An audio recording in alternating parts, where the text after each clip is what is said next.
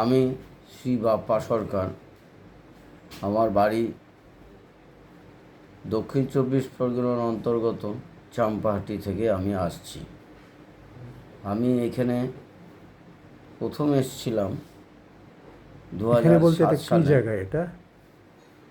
শেওড়াফুলি, হুগলি হ্যাঁ, কি এটা? জেলার অন্তর্গত। হ্যাঁ, আমরা এখানে প্রথমে একটি ছাত্র আবাসিক গড়ে তুলি এবং পরে সেটি আরও বিস্তৃতি লাভ করে কৃষি সেন্টারে রূপান্তরিত হয়েছে। বর্তমানে এখানে মাশরুমের পাশাপাশি আরও নানা রকম কেমিক্যাল হাবের দিকে আমরা অগ্রসর হচ্ছি। আমাদের বর্তমান রেগুলারিটি 6 জন আছে, কিন্তু মাঝে মাঝে সেটি 10 থেকে 12 জনে রূপান্তরিত হয় এবং আমরা এখানে থাকছি, মানে শেওড়াফুলিতে, হুগলিতে, এই ব্লাইন্ড সেন্টারে। Blind centre. তো এখানে আপনারা কী করে থাকেন? এখানে আমরা মূলত নিজেদের মানে কৃষি সেন্টারের পাশাপাশি আমরা নিজেদের জীবন জীবিকা নির্বাহের জন্য আমরা যে যার মতো স্ব কর্মে নিযুক্ত আছি। অবসরের ফাঁকে আমরা সেই কার্যে উপনীত হই। আপনার পড়াশোনা কি হয়েছে? কোথায় বাড়ি? পড়াশোনা আমি ফ্যামিলি কে আছে?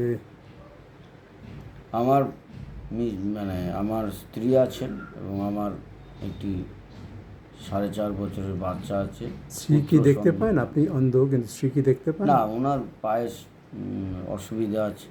আচ্ছা। আমার যেমন চোখে অসুবিধা, ওনার পায়ে অসুবিধা। আপনি পড়াশোনা কতদূর করেছেন? আমি এখান থেকেই শেওড়াফুলি নেতাজি বিদ্যা মন্দির থেকে আমি এইচএস পাস করি 2000। এখানে আপনি ক বছর থেকে আছেন?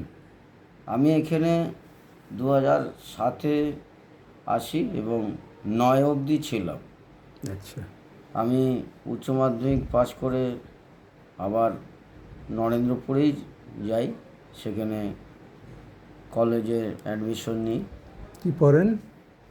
এবং ওখানে আমি নরেন্দ্রপুর রামকৃষ্ণ মিশন কলেজ? হ্যাঁ, ওখানে আমি হিস্ট্রিতে অনার্স করেছিলাম এবং 2012 সালে গ্র্যাজুয়েশন পাস করি এবং মাঝখানে কিছুদিন আমার পারিবারিক অসুবিধার কারণে আমি সম্পূর্ণ ডিটাচ হয়ে গেছিলাম।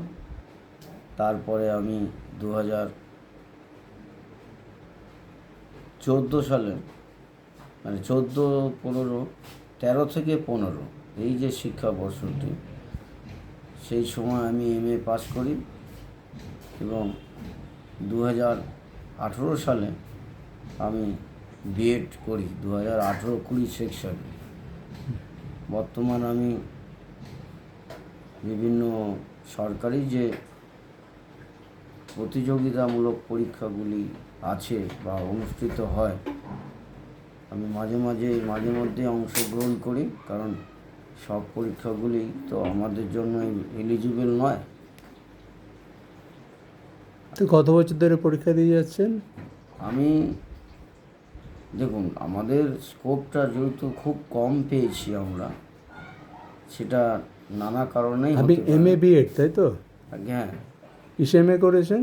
হিস্ট্রিতে। BA হিস্ট্রিতে? হ্যাঁ, হিস্ট্রি অনার্স? আগে হ্যাঁ। কত পেয়েছিলেন? কত মার্কস পেয়েছিলেন? ফার্স্ট ডিভিশন ছিল? Second division. আচ্ছা। বিএড করি, কিন্তু এসব করে আপনি একটা চাকরি পাচ্ছেন না সরকার? পাইনি এবং যেহেতু সুযোগটাও খুব একটা পাইনি, যতটুকু সুযোগ পেয়েছিলাম বা নানা রকম রাজনৈতিক জটিলতার কারণে সেটি হয়ে ওঠেনি। যেমন বিগত যে পরীক্ষাটা হয়ে গেল আমাদের লাস্ট, আমি তাতেও অংশ নিয়েছিলাম এবং সাফল্যের সঙ্গে পাসও করেছিলাম, কিন্তু যে কোনো কারণেই হোক আমার হয়ে ওঠেনি। আমি বর্তমানে তার একটা প্রচেষ্টার মধ্যে আছি এবং এখানে আমি আসি, মাঝে মাঝেই আসি, আমি আসি এবং এই যারা বর্তমান যারা আছেন এখানকার কর্মীবৃন্দ থেকে শুরু করে সবার সঙ্গেই আমার একটা যথাযোগ্য একটা চেনা জানা আছে, সেই সূত্রে আমি আসি যেখানে থাকেন। আসি এবং ভবিষ্যতেও আসা যাওয়া করব। আপনার রোজগার কী করে করেন এখন? সংসার চালান কী করে? রোজগার বলতে সেরকম কিছু এখনও করে উঠতে পারিনি, আর যেটা রোজগার সেটা খুবই সামান্য। কী থেকে করেন রোজগার? আচ্ছা, ওটা বলতে হবে। হ্যাঁ হ্যাঁ। আপাতত আমিও এদের মতোই গান বাজনার সঙ্গেই নিজেকে যুক্ত রেখেছি। গান গেয়ে আপনি টাকা রোজগার করেন, তাই তো? আর বর্তমানে আপাতত ঠিক তো আছে। তাই আর কি। হ্যাঁ। করম রোজগার হয় আপনার? সেটা ওইভাবে তো আন্দাজ, পরিসংখ্যান দিয়ে বলা আন্দাজ যাবে না। মাসে কত হয় আন্দাজ, অ্যাভারেজে? এবার ওই যে ধরুন 7,000 8,000 টাকা ধরে সংসার চলে যায়?